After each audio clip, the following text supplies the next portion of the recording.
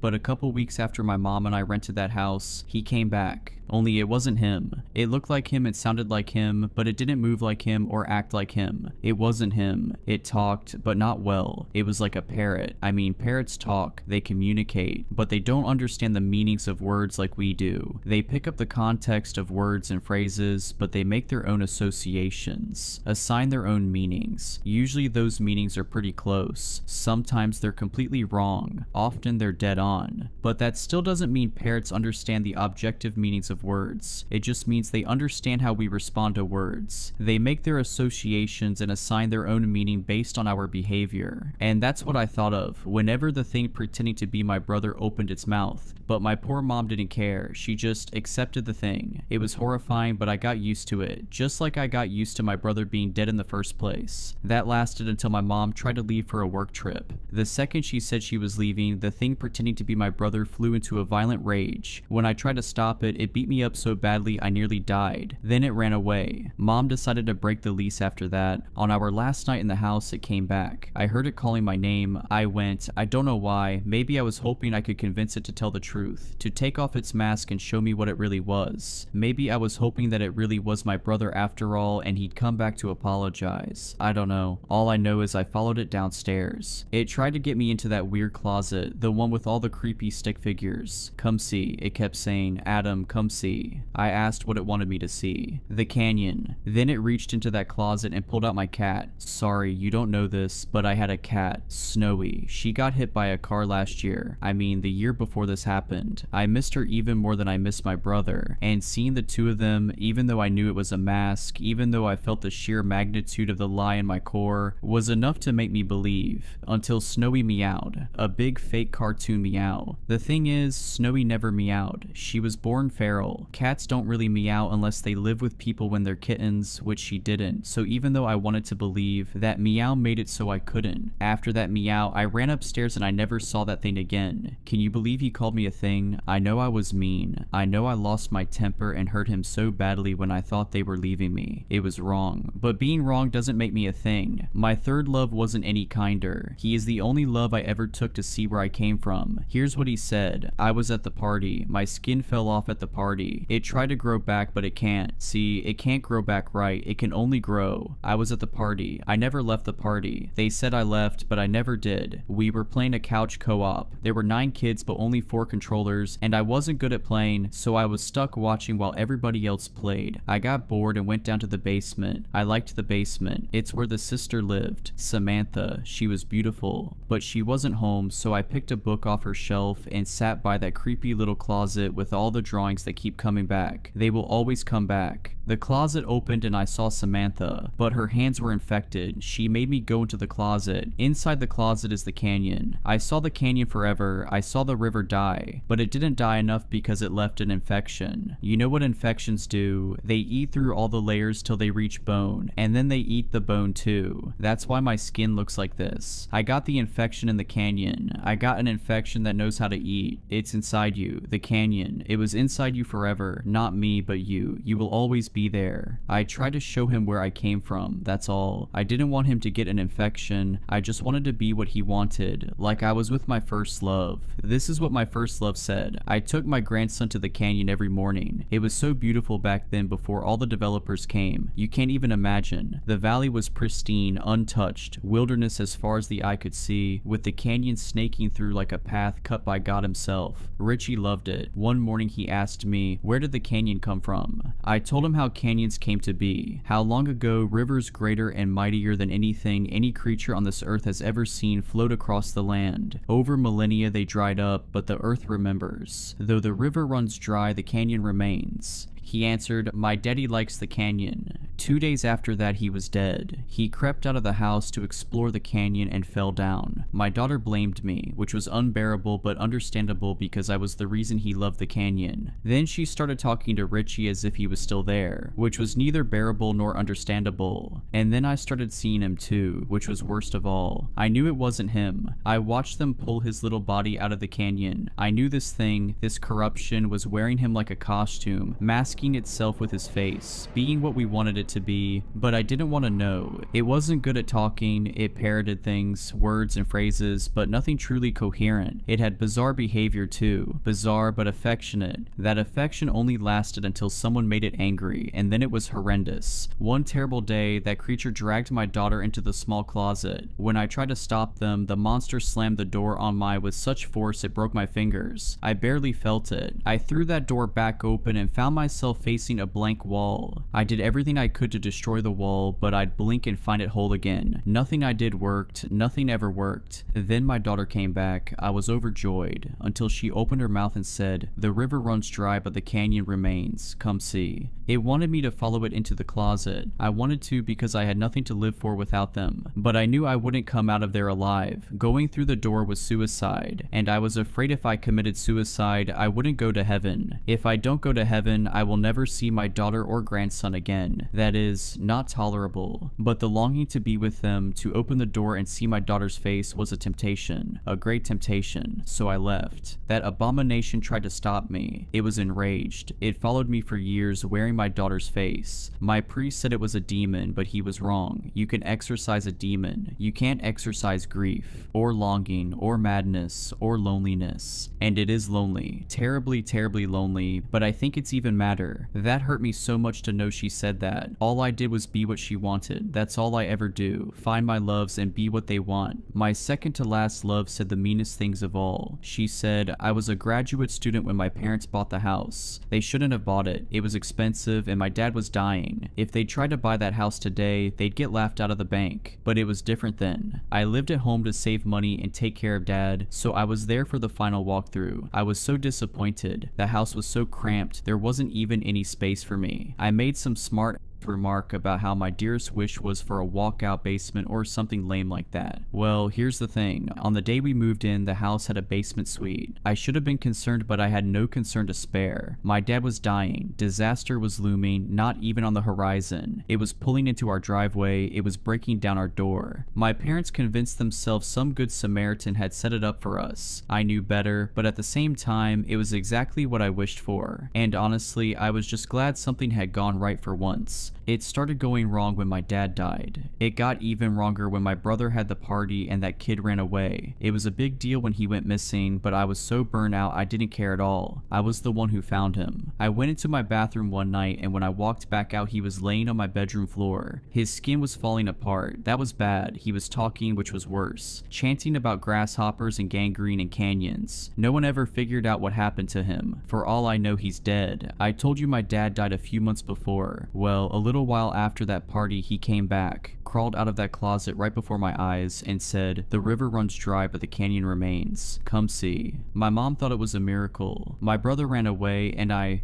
moved out. I stayed out until 3 years ago. That's when I lost my husband and my son in the wreck. It was my fault. We were fighting. He drove off with Noah to let me cool down. On his way back, he hit an ice slick, and I was alone. They were dead because of me. Dad gone, mom dying in a nursing home, brother good as lost. None of them were with me anymore. But the house was still there. And I'd been there when my dad came back. I knew its secret, knew that if I suspended disbelief, I could be a little less sad, a little less alone. So I went. No one was there, not my husband or son, not even my dad. Just me alone. I cried for hours. But toward the end, something changed. I sensed it like a warm draft through a broken door. I wasn't alone anymore. Something was in the house with me now, but it didn't come out, so I left. To give it time, I guess. When I came back a few days later, I saw this dark shape watching me from that closet. That's when I learned that pain wakes it up, or maybe cuts a channel, or bridge, or a ladder. Something it uses to climb out of its canyon. But even though it was there, watching me, it was silent, cautious, almost hostile. And I realized something. It didn't know who I was. Why would it? I hadn't lived in the house in 15 years. It didn't recognize me. Even if it did, it wouldn't be able to help because it never see my husband or my son. I came back again fully prepared. I brought photos, belongings, a laptop loaded with home videos, toys, clothes, even a stack of my son's drawings. I left everything in the basement for it to look at, to study. I knew it was watching, so I pointed and said, "This is what I want you to remember." And it worked. When I came back, they were there waiting for me, my husband and my son. I walk in and Noah goes, "Mommy," and I start to cry, and then he turns around and I left. I left and never came back, and I never will. See, my kid drew these pictures all the time. He was good for a toddler, but he could never get the mouths even a little bit right. He always drew mouths in these weird wide loops, loopy loops. And when that thing was pretending to my son, when it turned around and said, "Mommy," its mouth wasn't a mouth. It was a weird wide loopy loop, just like those drawings. I used to think it was haunted, but that house isn't haunted. That house is a haunt. I think whatever it is doesn't belong here. I think it came from somewhere else, burrowed here and settled in or under or around that house, wearing it like a mask, wearing the people inside the house like masks, pretending to be what it thinks we want so we won't leave. Maybe it wasn't always a monster. Maybe something made it that way, or maybe not. I don't care. I don't care at all. Don't ever contact me again. That's what I was talking about when I said I can make myself look like anybody, but it's easy to get the details wrong. I got details really wrong that time. That's what happens when you can't communicate. You make mistakes, and those mistakes cost me my love. Hearing those things made me so angry. It made me hate myself. I already don't like myself. I already don't even know who I am. Do you know how terrible it is to hate something you don't even know? I know it was important to hear all those things. It's important to see yourself through others' eyes, even if you don't like what you see, even if what you see hurts you. It hurts so much. I just want to be what someone wants. I could be what you want. You can show me what you want and I'll become that. Or if you don't know who you want, that's okay too. I can stay with you and watch you and figure out what you want and be them for you. Or I can figure out who wants you and be you for them so you don't have to. Please, it's all I want. I never get what I want. That's why I got so mad. Why I hurt my love so badly. Why the river runs dry and no canyon remains. If you enjoyed these stories, please consider subscribing and liking this video. Let me know your thoughts of these stories in the comments below. I frequently talk to my viewers there. But anyways, I hope you were creeped out. Just kidding. Stay safe.